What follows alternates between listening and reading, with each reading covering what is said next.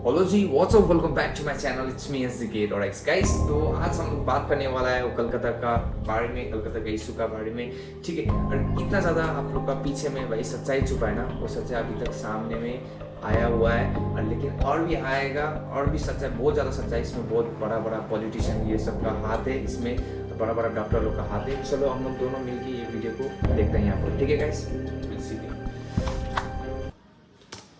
Hospital की जो boundary थी उसके पीछे बैठ के ये शराब पीना स्टार्ट कर देता है। सोनागाची नाम से एक रेड लाइट एरिया है, वहां पे जाने का ये प्लान करते हैं। पुलिस जब ब्लूटूथ ईयरपीस को इसके मोबाइल के पास ले गई तो वो उससे कनेक्ट हो जाता है। फीमेल डेड बॉडी आई हुई होती है तो ये उसको यूज करके फिल्म बनाते हैं। इसकी हिस्ट्री रही है फीमेल्स के साथ वायलेंस करने की, लड़ाई करने की। बिना एफआईआर दर्ज हुए ही पोस्टमार्टम तक कर दिया जाता है बॉडी का। पास के सोनागाची से वर्कर्स को कॉलेज के अंदर लेके आते हैं। कुछ लोगों की फोटो आई बाहर जिनके लिंक टीएमसी से निकले। ये पूरे हॉस्पिटल में भाई सबसे ज़्यादा इधर में हुआ है पॉलिटिशियन, टीएमसी जो वेस्ट बंगाल में रूलिंग पार्टी है, उसका बारे में ज़्यादातर खुलासा हुआ है। और हॉस्पिटल में क्या हो रहा है, डेड बॉडी के साथ में क्या कर रहा है, उसका ज़्यादा में उसका बारे में खुलासा हुआ है गाइस, ठीक है। हॉस्पिटल में अपना शिकार ढूंढता है। देखिए जो कोलकाता केस हुआ है इसकी वजह से पूरे देश में बहुत ज्यादा गुस्सा है। 24 घंटे के अंदर एक्यूज जो था उसको भी पकड़ लिया गया, सीबीआई को भी केस ट्रांसफर कर दिया गया। लेकिन ऐसी क्या चीजें सामने आ गई जिसकी वजह से लोग अभी भी प्रोटेस्ट कर रहे हैं, और ऐसी क्या सिचुएशन वहां पे बनी हुई है कि अथॉरिटी ने साफ कह दिया कि हमने एक्यूज जो है उसको पकड़ लिया है, तो फिर लोग इसको गैंग से क्यों जोड़ रहे हैं। तो देखिए जो पूरा केस है ये जितना सिंपल लग रहा है उतना है नहीं। इस वीडियो के अंदर मैंने कोशिश की है कि जो एक्चुअल रूट कॉज है वो आपको समझ में आए ताकि आप अपना ओपिनियन बना सकें। अभी आगे वीडियो के अंदर मैं डिटेल्स जो बताऊंगा वो मैंने हाई कोर्ट और सुप्रीम कोर्ट के जो ऑर्डर्स हैं, न्यूज रिपोर्ट्स हैं, और इसके साथ साथ पोस्टमार्टम की जो ओरिजिनल कॉपी है वो सब आपको डिस्क्रिप्शन में मिल जाएगा। कुछ भी मैं अपने मन से नहीं। तो देखिए वेस्ट बंगाल के अंदर कोलकाता में ये यहाँ पे लोकेटेड है RG Kar medical college and hospital. अब ये जो कॉलेज है इस कॉलेज के अंदर साल 2016 का टाइम था, और इस टाइम पे कॉलेज के अंदर एक कुक काम करता था जिसका नाम था संजय रॉय। भाई जो क्रिमिनल था ना वो एक्चुअल में वहाँ पर पहले कुक था, कुक खाना पकाने वाला कुक था, ठीक है ना। उसका नाम है संजय रॉय, संजय रॉय। वो एक्चुअल में कुक था भाई, समझ गया, एक्चुअल में कुक था वो। बात को ध्यान से देखो और वीडियो के एकदम गौर से देखो भाई, आप लोग को सारा खुलासा मिल जाएगा। सच में मैं क्या बोल रहा हूँ आप लोग देखो सही।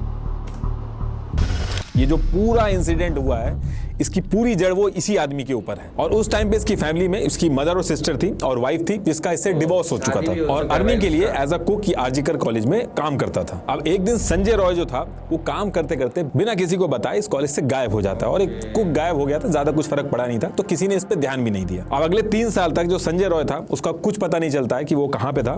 फिर 3 साल बाद यानी कि ईयर 2019 में संजय रॉय वेस्ट बंगाल की सिविक वॉलंटियर फोर्स को ज्वाइन कर लेता है। एक्चुअली वेस्ट बंगाल पुलिस में वर्क फोर्स कम होने की वजह से साल 2012 में वेस्ट बंगाल गवर्नमेंट जो थी वो सिविक वॉलंटियर फोर्स का कॉन्सेप्ट लेके आई थी, जिसमें टेम्परेरी बेसिस पे पुलिस के सपोर्ट के लिए सिविक वॉलंटियर रखे जाने लगे। जो सिविल पुलिस है ना वेस्ट बंगाल में भाई, वो अपने आप को पुलिस समझते हैं, क्या ही बोलूं क्या ही बोलूं भाई। लेकिन वो पुलिस नहीं है, वो जस्ट एक वॉलंटियर है, समझ गया ना, एक वॉलंटियर। पहले हवलदार मार खाता था, अभी सिविल पुलिस मार खाता है जस्ट एक वॉलंटियर है गाइस। और सिविल पुलिस अपने आप को पुलिस समझता है। और यहाँ पर भी सेम कहानी यहाँ पर भी एग्जैक्ट हुआ है, ठीक है। आप लोग देखो वीडियो को, देखो आप लोग गौर करके देखो वीडियो को, ठीक है ना, एग्जैक्ट कहानी हुआ है भाई।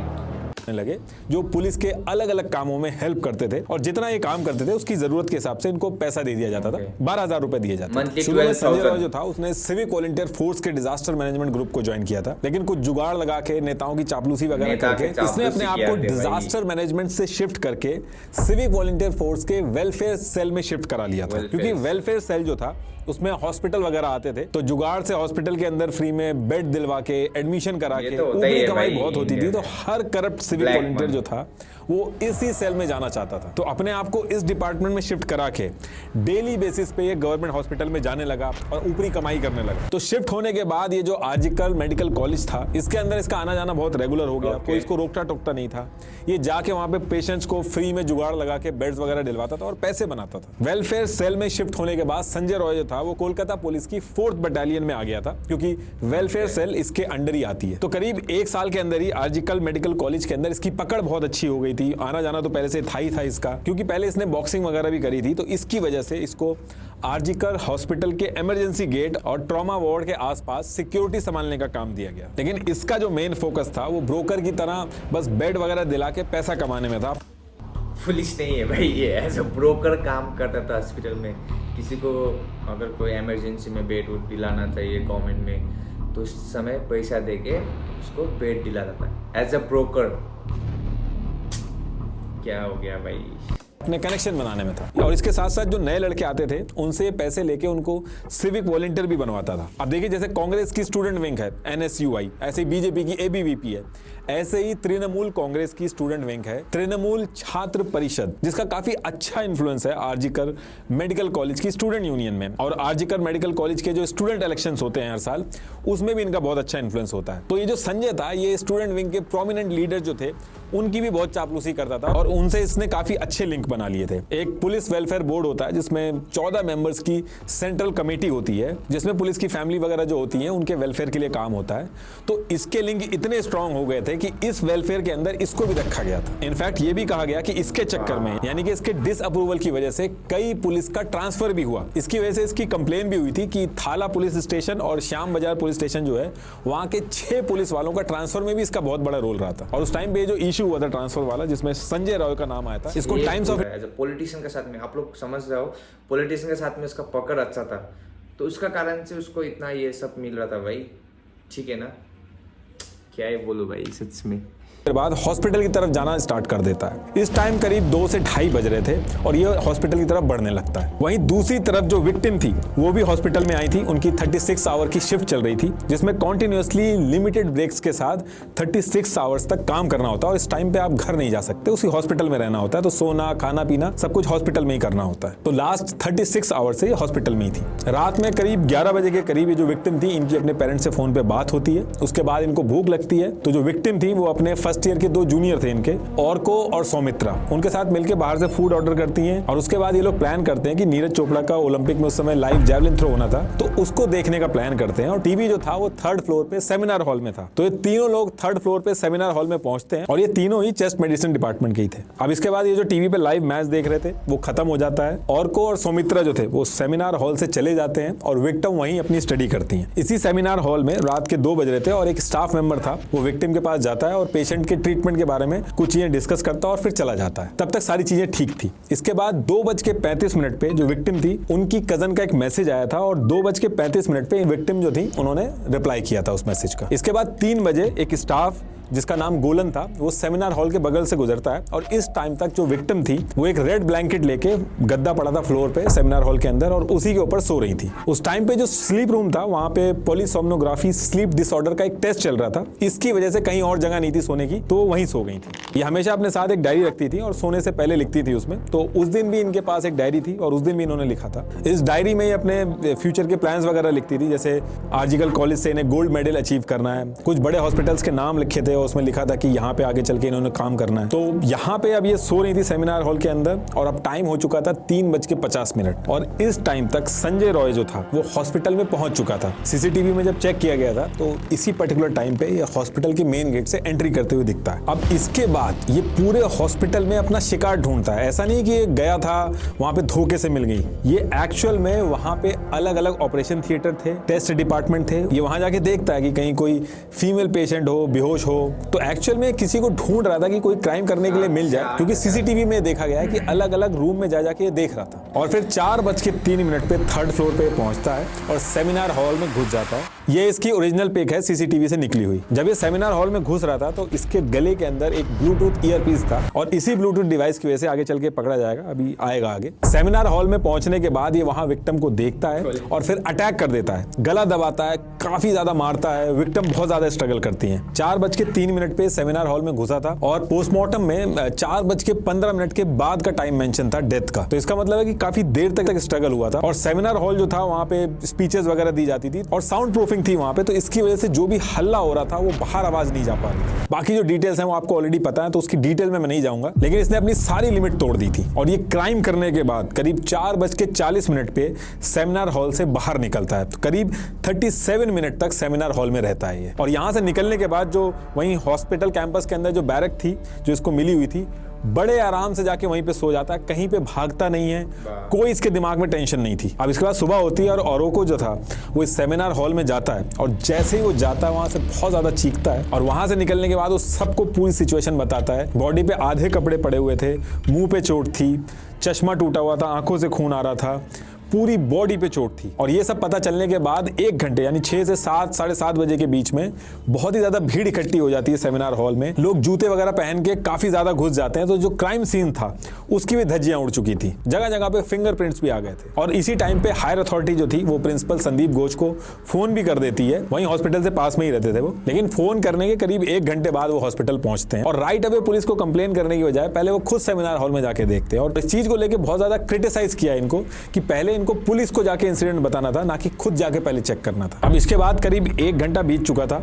और जो प्रिंसिपल थे वो अपने ऑफिस में पहुंचते हैं और वहां से पुलिस को फोन करके इन्फॉर्म करते हैं। और सेम टाइम पे कॉलेज के असिस्टेंट सुपरिटेंडेंट करीब 10:50 के करीब विक्टिम के घर पे फोन मिलाते हैं। विक्टिम की मदर फोन उठाती हैं और उनसे कहते हैं कि आपकी बेटी की तबीयत खराब है, आप कॉलेज आ जाइए, और इसके अलावा और कुछ नहीं कहते और फोन काट देते। अब ये सारी चीजें सुन के विक्टिम के घर वाले दोबारा कॉल करते हैं कि क्या हुआ, दोबारा से फोन मिलाते हैं। तो पेरेंट्स के अकॉर्डिंग असिस्टेंट सुपरिटेंडेंट ने कहा कि आपकी लड़की ने सुसाइड कर लिया है। और ये सारी चीजें सुनते ही घर वालों के होश उड़ जाते हैं और वो कॉलेज की तरफ दौड़ना स्टार्ट करते हैं। और वहीं दूसरी तरफ कॉलेज के अंदर करीब 11:30 पे एडिशनल कमिश्नर ऑफ पुलिस और फोरेंसिक टीम जो थी वो क्राइम सीन पे पहुंच गई थी। लोग बहुत ज्यादा प्रेशर बनाते हैं कि सारी की सारी चीजें जो है वो जुडिशियल मजिस्ट्रेट जो है उनके सामने ही होगी, क्योंकि उनको जो इससे पहले जो चीजें हुई थी उसको लेके डाउट था। इसलिए वो कहते हैं कि जुडिशियल मजिस्ट्रेट जो है उनके सामने ही सारी चीजें होंगी। अब सेम टाइम पे करीब 12 बजे पेरेंट्स जो थे वो भी कॉलेज पहुंच जाते हैं और पेरेंट्स जो थे वो पहुंचते ही कहते हैं कि उनको अपनी बेटी से मिलना है, लेकिन उनको मिलने नहीं दिया जाता है। 3 घंटे तक वो कॉन्टिन्यूसली ट्राई करते हैं कि अपनी बेटी को एक बार देख लें, लेकिन उनको नहीं मिलने दिया जाता है। इसके बाद 3:30 पे पेरेंट्स को उनकी बेटी की बॉडी दिखाई जाती है और पेरेंट्स देखते ही कहते हैं कि ये कोई सुसाइड नहीं है, आप कैसी बात कर रहे हो, ये तो किसी ने मारा है। अब यहाँ से बात फैलने लगती है और जितने भी डॉक्टर्स थे वो सब काम वगैरह छोड़ के इकट्ठा होना स्टार्ट हो जाते हैं। बहुत ही गुस्से में थे सारे लोग, क्योंकि एक ऑन ड्यूटी डॉक्टर के साथ इतनी बड़ी चीज हो गई थी। अब शाम के 6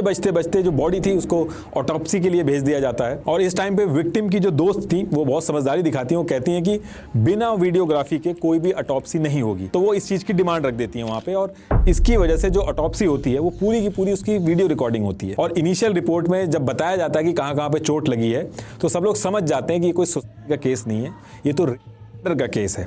ये उस ऑटोप्सी की ओरिजिनल कॉपी है, आप पॉज करके पढ़ लेना। इतना टाइम हो चुका था लेकिन किसी ने भी एफआईआर दर्ज नहीं की थी और बिना एफआईआर दर्ज हुए ही पोस्टमार्टम तक कर दिया जाता है बॉडी का। ये पोस्टमार्टम की कॉपी है। ये रिपोर्ट आते ही लोग कहना स्टार्ट कर देते हैं कि ये कोई एक आदमी ने नहीं किया है, ये तो है, क्योंकि ये बात फैलने लगी थी कि 150 mg सीमेन मिला है और ऑन एन एवरेज एक इंडियन मेल बॉडी 5 mg तक ही प्रोड्यूस करती है, तो ये चीज पॉसिबल नहीं है। इसलिए लोग कहने लगे कि ये रेप है। हालांकि आगे चल के ये चीज थी ये गलत निकलती है, इसमें और भी बहुत सारे सब्सटेंस थे। इस पूरे सिचुएशन को जिस तरीके से हैंडल किया जा रहा था वो डॉक्टर्स देख रहे थे और उनको शक हो रहा था कि इसमें कोई गहरी साजिश है।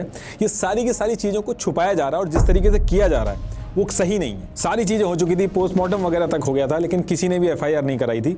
फिर विक्टिम के जो फादर थे उन्होंने जाके एफआईआर लिखवाई। स्टूडेंट्स ने बताया कि पुलिस भी बहुत ज्यादा जल्दी कर रही थी, उन्होंने तुरंत जाके शमशान घाट में जाके क्रिमेशन कर दिया। 3 बॉडी ऑलरेडी लगी हुई थी लाइन में, पुलिस ने उनको हटा के ये जो विक्टिम की बॉडी थी इनका क्रिमेशन स्टार्ट कर दिया। और इसको लेके लोग बहुत ज्यादा गुस्सा हो रहे थे कि इतनी क्या जल्दी पड़ी हुई है इन लोगों को। अब यहाँ से जो है वो पॉलिटिक्स स्टार्ट होती है। लोग बहुत ज्यादा गुस्से में थे और गवर्नमेंट को समझ में आ गया था कि अब ये जो सारी चीजें उनके कंट्रोल से बाहर हो जाएंगी अगर सही तरीके से इसको हैंडल नहीं करेंगे। तो पुलिस डिपार्टमेंट को तुरंत बता दिया जाता है कि कैसे भी करके जो एक्यूज्ड है उसको कैसे भी करके पकड़ के लेके आओ। अब यहाँ से पुलिस पूरी जान लगा के इन्वेस्टिगेशन स्टार्ट करती है। पुलिस जब क्राइम सीन पे पहुंची थी तो उसको वहां से एक ब्लूटूथ ईयरपीस मिला था और इसको लेके पुलिस जो है वो सारे कॉलेज के जो कैमरा थे उनको देखना स्टार्ट करती है। सेमिनार हॉल जो था उसके अंदर कैमरा नहीं था, लेकिन सेमिनार हॉल की जो लॉबी थी उसकी एंट्री और एग्जिट दोनों जगह पे कैमरा था। और पुलिस जो थी वो 3 बजे के बाद से कौन कौन सेमिनार हॉल के अंदर आया, कौन कौन बाहर गया, सबको देखना स्टार्ट करती है। और उसी टाइम पे पुलिस जो है वो संजय रॉय को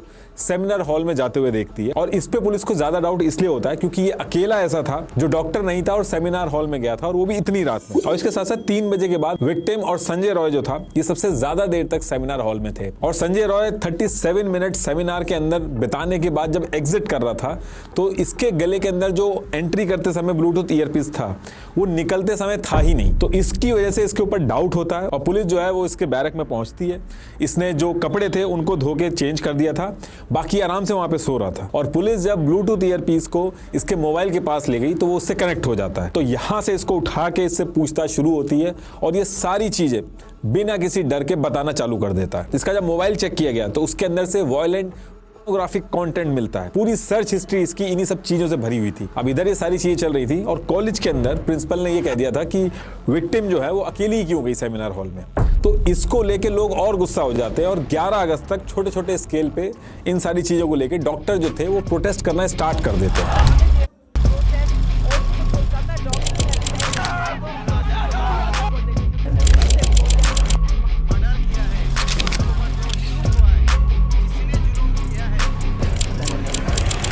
और प्रिंसिपल का रेजिग्नेशन मांगना भी स्टार्ट होता है कि इनका जरूर कुछ लिंक निकलेगा इसमें। और स्टूडेंट जो थे वो ऑन रिकॉर्ड बोल रहे थे कि ये जो एविडेंस है ये जानबूझ के मिटाए जा रहे हैं। आरजीकर कॉलेज के अंदर सारी चीजें सही से नहीं हो रही हैं, जरूर इसमें कुछ दिक्कत है। और इसमें सबसे ज्यादा हैरानी की बात ये थी कि एक तरफ इतना बड़ा केस हो गया था, उसी टाइम पे सेम फ्लोर पे सेमिनार हॉल जो था उससे 20 मीटर दूर पे कंस्ट्रक्शन का काम स्टार्ट करवा दिया मैनेजमेंट ने। और इसके अगले ही दिन इतना ज्यादा प्रेशर गवर्नमेंट और प्रिंसिपल के ऊपर हो जाता है कि प्रिंसिपल रिजाइन कर देता है। लेकिन उसका रिजाइन एक्सेप्ट करने की बजाय उसको national medical college and hospital जो कि कोलकाता में ही है वहां पे उसका ट्रांसफर कर दिया जाता है। इसको प्रमोशन की तरह देखा जाता है कि एक तरफ इतना कुछ हो गया है और उसको सेम पोजीशन पे दूसरे और अच्छे कॉलेज में डाल दिया जा रहा है। लिंक में मैंने हाई कोर्ट के ऑर्डर की कॉपी लगाई है, आप जरूर एक बार देखिएगा। हाई कोर्ट ने कहा कि प्रिंसिपल ने रेजिग्नेशन मारा था, 2 ऑप्शन थे, या तो आप रिजेक्ट कर देते या एक्सेप्ट कर देते।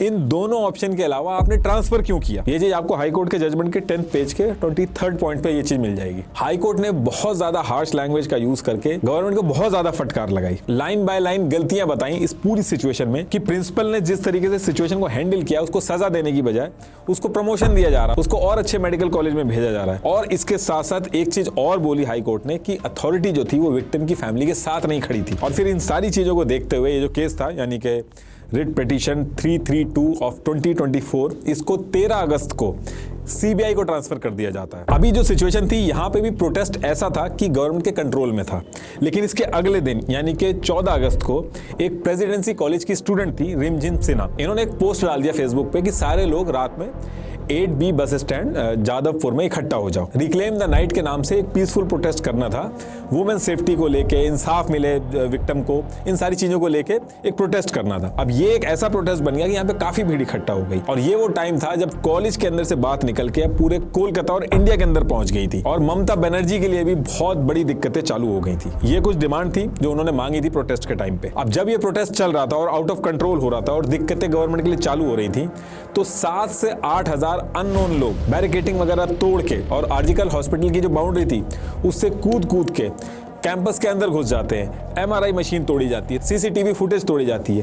प्रोटेस्ट जो लोग कर रहे थे उनको भागना पड़ता है। हॉस्टल के अंदर जो लड़कियां थी वो भी और ज्यादा परेशान हो जाती है कि अब ये सब क्या चीजें चल रही हैं। और इसके साथ साथ ये जो अननोन लोग थे ये 3rd फ्लोर पे भी घुसने का ट्राई करते हैं जहां ये क्राइम हुआ था। पुलिस भी कुछ नहीं कर पाती, पुलिस कुछ करने की बजाय टॉयलेट में छुप जाती है। ये देखिए इस तरीके से ये हाल कर दिया था इन लोगों ने। अब बात यहाँ पे ये थी कि जो स्टूडेंट प्रोटेस्ट कर रहे हैं इससे दिक्कत किसको होगी, कौन इनको भेजेगा इस प्रोटेस्ट को खराब करने के लिए। तो इसकी वजह से चीजें और खराब हुई और सीधे जो जवाबदेही थी वो गवर्नमेंट की बन रही थी। अब ये जो भीड़ आई थी इस भीड़ में से कुछ लोगों को पहचाना गया गया, उनकी फोटो बाहर आ गई। इंडियन एक्सप्रेस ने एक रिपोर्ट पब्लिश की थी जिसमें भीड़ में से कुछ लोगों की फोटो आई बाहर जिनके लिंक टीएमसी से निकले।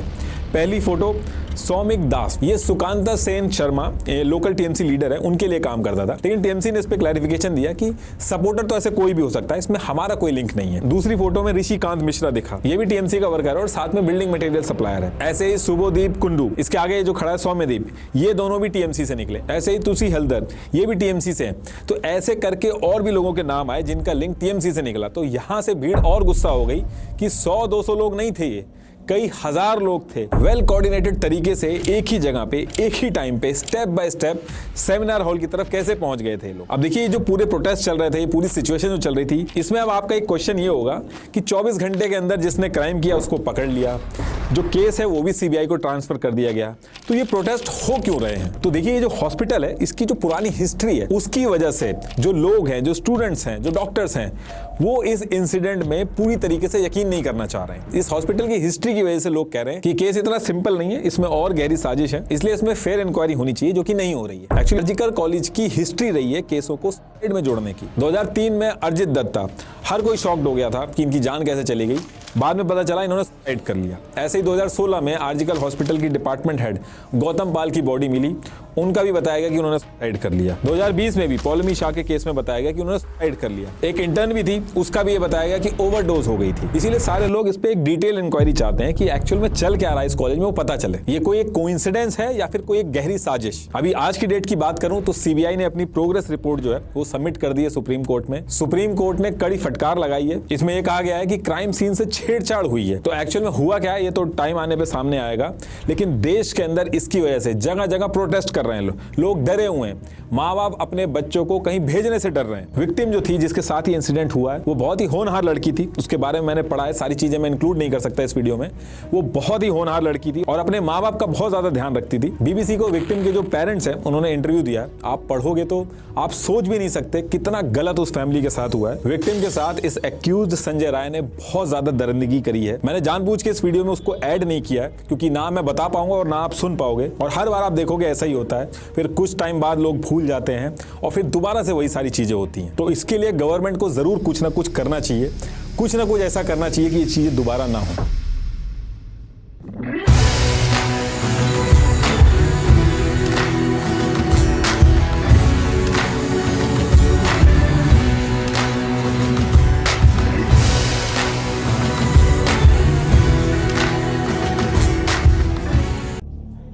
ये वीडियो कैसा लगा आप लोग को प्लीज़ कमेंट डाउन करो and just share with your friends, और आप लोग का जितना भी फैमिली लोग है उस लोग को शेयर करो। एंड जस्ट आप लोग को ये वीडियो लगा तो अच्छा लगे तो प्लीज़ कमेंट डाउन, आप लोग को ये राइट है या रॉन्ग है आप लोग कमेंट करो, ठीक है। और ये रिएक्शन वीडियो आप लोग के लिए है गाइस। C you, bye.